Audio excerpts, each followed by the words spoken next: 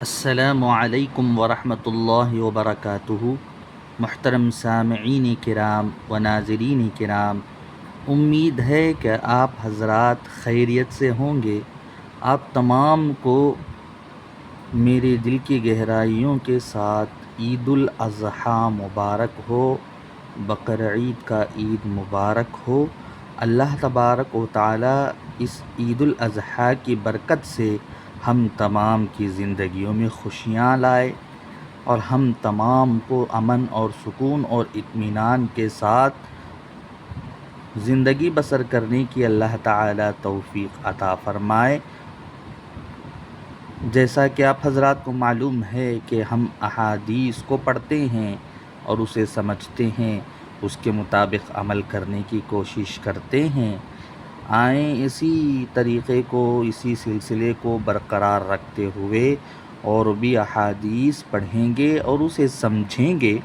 اور یہ جو احادیث ہیں بہت ہی اہم احادیث ہیں شیطان کے بارے میں، وہ کیا کیا کرتا ہے وسوسوں میں، اس کے بارے میں اس کو جان لیں اور اس سے بچنے کی کوشش کریں۔ آئیں پڑھتے ہیں۔ تیسرا فصل ہے الفصل الثالث، تیسرا فصل ہے باب الوسوسہ، یعنی وسوسے کے باب میں۔ عن انس رضی اللہ عنہ قال، حضرت انس رضی اللہ تعالیٰ عنہ سے مروی ہے، قال رسول اللہ صلی اللہ علیہ وسلم، حضور اکرم صلی اللہ علیہ وسلم نے ارشاد فرمایا، لن یبرح الناس یتساءلون ای لن یزالوا، یعنی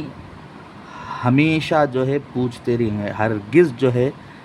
پوچھنا نہیں چھوڑیں گے، لوگ پوچھتے رہیں گے۔ لن یبرح الناس، لوگ جو ہے ہمیشہ پوچھتے رہیں گے، یتساءلون حتی یقولوا، یہاں تک کہ وہ لوگ یہ کہیں گے، ھذا اللہ، یہ اللہ ہے،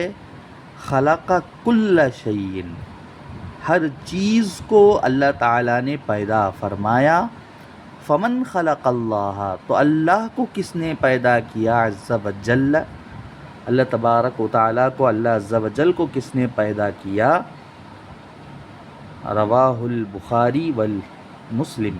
بخاری شریف کی روایت ہے یہ، اور مسلم شریف کی روایت میں ہے، قال، کہ امام مسلم رحمۃ اللہ علیہ نے فرمایا، قال اللہ عز وجل، اللہ تعالیٰ ارشاد فرما رہا ہے، ان امتک، بے شک آپ کی امت، اے محبوب صلی اللہ علیہ وسلم، لا یزالون یقولون، ہمیشہ وہ لوگ کہتے رہیں گے، ما کذا ما کذا، یہ ایسا ہے، یہ ویسا ہے، یہ کیا ہے، حتی یقولوا، یہاں تک کہ وہ لوگ کہیں گے، ھذا اللہ، یہ اللہ ہے، خلق الخلق، اللہ تعالیٰ نے مخلوق کو پیدا فرمایا، خلق کی تخلیق فرمائی، فمن خلق اللہ عز وجل، تو اللہ تبارک و تعالیٰ کی تخلیق کس نے کی، نعوذ باللہ، یہ سوال آپ کی امت بار بار کرتے رہے گی۔ یہاں تو لن یبرح الناس کہا، یہ ہمیشہ پوچھتے ہی رہیں گی، یتساءلون، پوچھتے ہی رہیں گی ہمیشہ، کانا صار اصبح امسا اضحى ظل، کے اخوات میں سے اس کے جو الفاظ ہیں، اس کے معنی میں جو اس کے اخوات میں سے، اس کے الفاظ حرفوں میں سے جو ہے یہ بریح آیا ہے، افعال ناقصہ ہے، ناقص فعل ہے، تو بریحہ کا معنی بھی جو ہے ہونا رہنا ہے، پوچھتے رہیں گے، لوگ ہمیشہ پوچھتے رہیں گے، ہرگز نہیں پوچھتے رہیں گے، یہاں تک کہ اللہ تبارک و تعالیٰ نے ہر چیز کو پیدا کیا، تو اللہ کو کس نے پیدا کیا، اسی سوال کرتے رہیں گے۔ تو جیسا کہ پچھلی حدیث میں میں نے آپ حضرات کے سامنے اس کا علاج بیان کیا، جب ایسا سوال پوچھیں تو اللہ تعالیٰ کی پناہ مانگیں اور کہیں اللہ احد اللہ صمد لم یلد ولم یولد ولہ کفوا احد، اور 3 مرتبہ دائیں جانب تھوک دیں۔ اور اسی طریقے کی جو ہے دوسری حدیث ہے، آئیں پڑھتے ہیں، یہ وسوسے کے بارے میں ہے۔ ایک صحابی کو شیطان نے نماز میں وسوسہ ڈال دیا، اس بارے میں بیان کر رہے ہیں۔ وعن عثمان بن ابی العاص، حضرت عثمان بن ابی العاص رضی اللہ تعالیٰ عنہ سے مروی ہے کہ انہوں نے فرمایا قال قلت یا رسول اللہ، میں نے کہا اللہ کے رسول صلی اللہ علیہ وسلم سے، یا رسول اللہ ان الشیطان قد حال بینی و بین صلاتی و بین قراءتی، بے شک شیطان جو ہے حائل ہو گیا ہے میرے اور میرے نماز کے درمیان اور میرے قراءت کے درمیان بھی، یلبسها علیہ، مجھ پر جو ہے وہ وسوسہ ڈالتا ہے۔ فقال رسول اللہ صلی اللہ علیہ وسلم ذاک الشیطان، حضور اکرم صلی اللہ علیہ وسلم نے فرمایا وہ شیطان ہے، وہ شیطان ہے، یقال لہ خنزب، اس کو خنزب کہا جاتا ہے، اس کا لقب۔ فَإِذَا أَحْسَسْتَهُ، جب تم احساس کرو اس کے آنے کا، تم پاؤ یا جان لو کہ وہ آ گیا ہے یا وسوسہ ڈال رہا ہے، فَتَعَوَّذْ بِاللَّهِ مِنْهُ، تو اللہ تعالیٰ سے اس کی پناہ مانگو شیطان مردود سے، اس خنزب سے۔ وَطْفُلْ عَلَى يَسَارِكَ ثَلَاثًا، اور تم تھونک دو اپنے بائیں جانب 3 مرتبہ، یمین نہیں فرمایا یسار فرمایا، بائیں جانب یعنی دائیں طرف 3 مرتبہ تھونک دو۔ فَفَعَلْتُ، تو وہ صحابی فرماتے ہیں عثمان بن ابی العاص رضی اللہ تعالیٰ عنہ فرماتے ہیں میں نے کیا ہے ایسا ہی، ذَلِكَ فَأَذْهَبَ اللَّهُ عَنِّي، تو اللہ تعالیٰ نے مجھ سے لے گیا وسوسے کو، اس خنزب شیطان کو دور کر دیا۔ رواہ مسلم، مسلم شریف کی روایت ہے۔ تو یہ بھی نماز کے وقت جب ہم کھڑے ہوتے ہیں تو شیطان آتا ہے، آگے سے پیچھے سے دائیں سے بائیں سے ہر طرف سے آتا ہے۔ اللہ تعالیٰ سے وعدہ کر کے آیا ہے وہ کہ اس اپنے بندے کو، یعنی تیرے بندے کو میں ہرگز نہیں چھوڑوں گا کہ وہ شکر گزار بندہ بنے یا تیرا شکر کرے، میں اسے ہمیشہ گمراہ کروں گا، اس کے سیدھے راستے میں بیٹھ جاؤں گا۔ لَأَقْعُدَنَّ لَهُمْ صِرَاطَكَ الْمُسْتَقِيمَ، تیرا جو سیدھا راستہ ہے، صراطَكَ المستقیم، صراط المستقیم استقامت والا، وہاں میں ضرور بیٹھ جاؤں گا۔ لَأَقْعُدَنَّ لَهُمْ، ان لوگوں کے، جب وہ لوگ آئیں گے تو ان کو میں پھیر دوں گا، تیرا شکر گزار کرنے والے بندے نہیں رہیں گے، تو انہیں شکر گزار بندے نہیں بنے ہوئے نہیں پائے گا۔ ایسا شیطان نے وعدہ کر کے